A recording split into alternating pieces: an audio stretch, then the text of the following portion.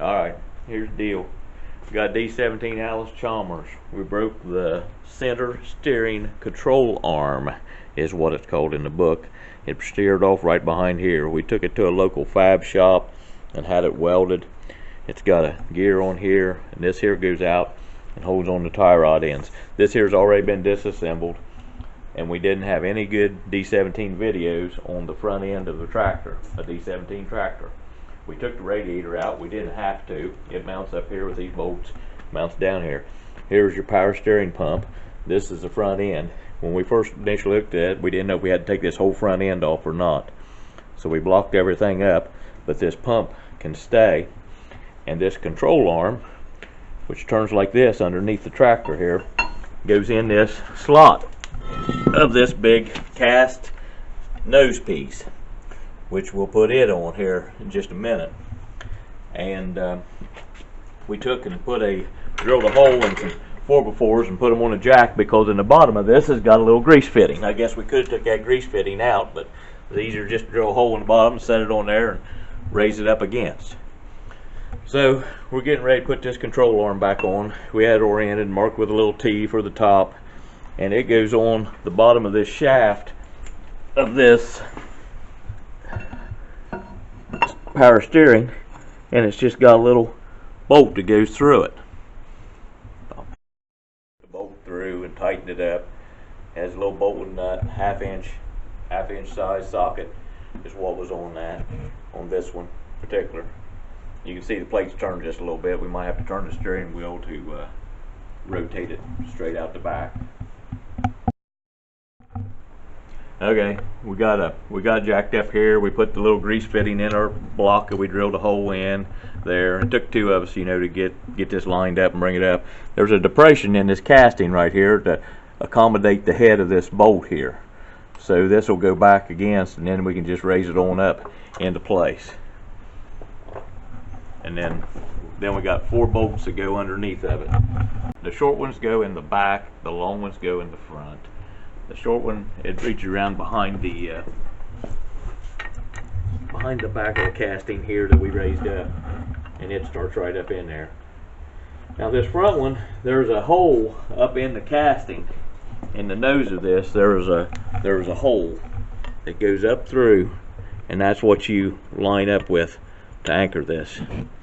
And you got to go up in there, and you got to have a extension and socket. I'm turning it with the tips of my fingers to barely get it started, but you're going to have an extension come up and get on it to be able to turn it. They aren't too awful hard to line up. It does take a couple sets of hands because this casting is pretty heavy. We got the other side on. There's 4 bolts. There's 2 long ones out front, and they both got holes up in this casting, and there's 2 short ones in the back. And this casting's got a hole in it in the back for a pivot point for the front axle of the tractor to pivot in. So when you run over uneven surfaces, it'll go back and forth. Okay.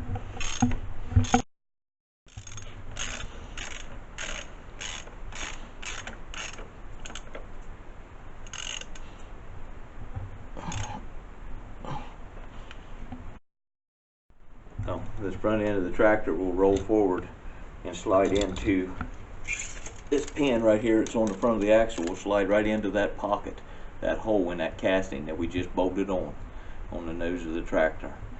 And then this back half is going to raise up, and to this point here of the engine or whatever, the frame of the tractor or whatever, and there's a bolt that goes through. This bolt is tapered. It goes through, and the nut is on the back side, and this here slides through, and it pivots on this here. It holds it. It's tapered, some kind of special bolt that they've got for this.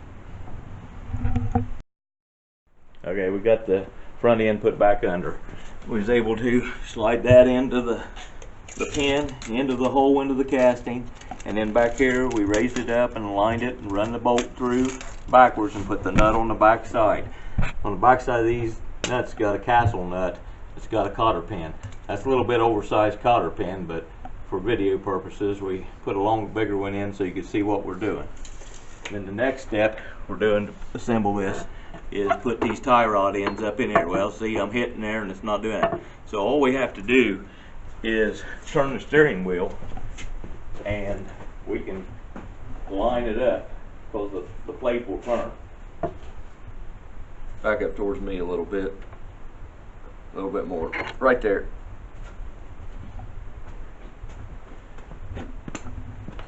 With that in place, it also gets a very small castle nut on top with a cotter pin. So you just tighten that down, that castle nut, and then apply that cotter pin through the hole in the top of the ball joint, and it's reassembled, ready to steer. Of course, you got to do the other side too, but it's assembled and ready to go.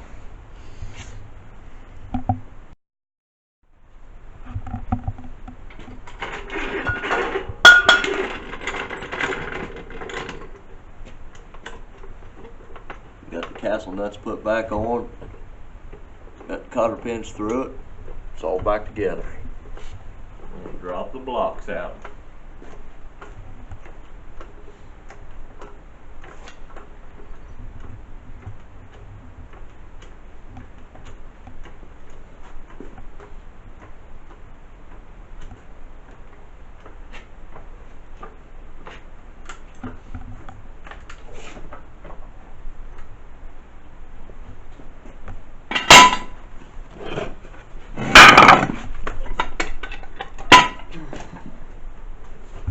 Well, this would be bad if I run into this ground.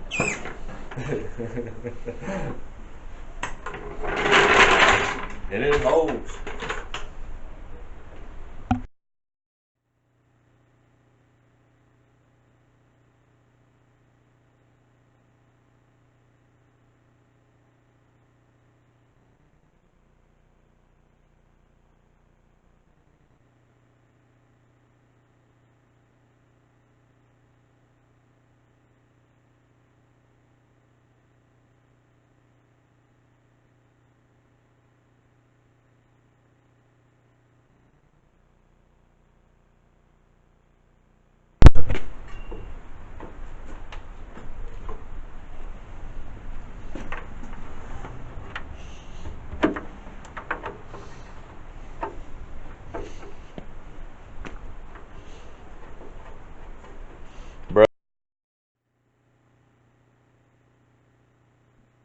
Got the top and bottom hose hooked up.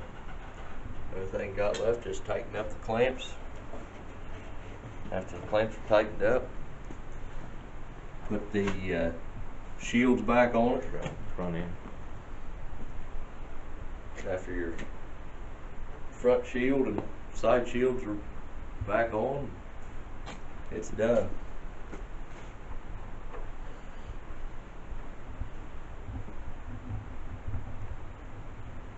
And hopefully it still runs.